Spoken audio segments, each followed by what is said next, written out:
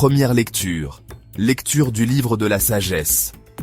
Il y a dans la sagesse un esprit intelligent et sain, unique et multiple, subtil et rapide. Percutant, net, clair et intact. Ami du bien, vif, irrésistible, bienfaisant, ami des hommes. Ferme, sûr et paisible, tout-puissant et observant tout, pénétrant tous les esprits, même les plus intelligents, les plus purs, les plus subtils. La sagesse, en effet, se meut d'un mouvement qui surpasse tous les autres. Elle traverse et pénètre toute chose à cause de sa pureté. Car elle est la respiration de la puissance de Dieu, l'émanation toute pure de la gloire du souverain de l'univers. Aussi rien de souillé ne peut l'atteindre. Elle est le rayonnement de la lumière éternelle, le miroir sans tache de l'activité de Dieu, l'image de sa bonté. Comme elle est unique, elle peut tout. Et sans sortir d'elle-même, elle renouvelle l'univers. D'âge en âge, elle se transmet à des âmes saintes pour en faire des prophètes et des amis de Dieu. Car Dieu n'aime que celui qui vit avec la sagesse. Elle est plus belle que le soleil, elle surpasse toutes les constellations.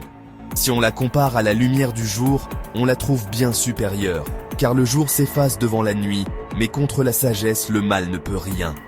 Elle déploie sa vigueur d'un bout du monde à l'autre, elle gouverne l'univers avec bonté.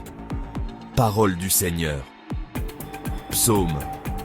Pour toujours, ta parole, Seigneur, se dresse dans les cieux. Ta fidélité demeure d'âge en âge, la terre que tu fixas tient bon. Jusqu'à ce jour, le monde tient par tes décisions, toute chose est ta servante. Déchiffrer ta parole illumine et les simples comprennent. Pour ton serviteur que ton visage s'illumine, apprends-moi tes commandements. Que je vive et que mon âme te loue. Tes décisions me soient en aide. Évangile. Alléluia. Alléluia. Moi, je suis la vigne, et vous les sarments, dit le Seigneur. Celui qui demeure en moi et en qui je demeure, celui-là porte beaucoup de fruits. Alléluia. Évangile de Jésus-Christ selon saint Luc. En ce temps-là, comme les pharisiens demandaient à Jésus quand viendrait le règne de Dieu, il prit la parole et dit « La venue du règne de Dieu n'est pas observable. On ne dira pas « Voilà, il est ici » ou bien « Il est là ». En effet, voici que le règne de Dieu est au milieu de vous. Puis, il dit aux disciples « Des jours viendront où vous désirerez voir un seul des jours du Fils de l'homme, et vous ne le verrez pas. On vous dira « Voilà, il est là-bas » ou bien « Voici,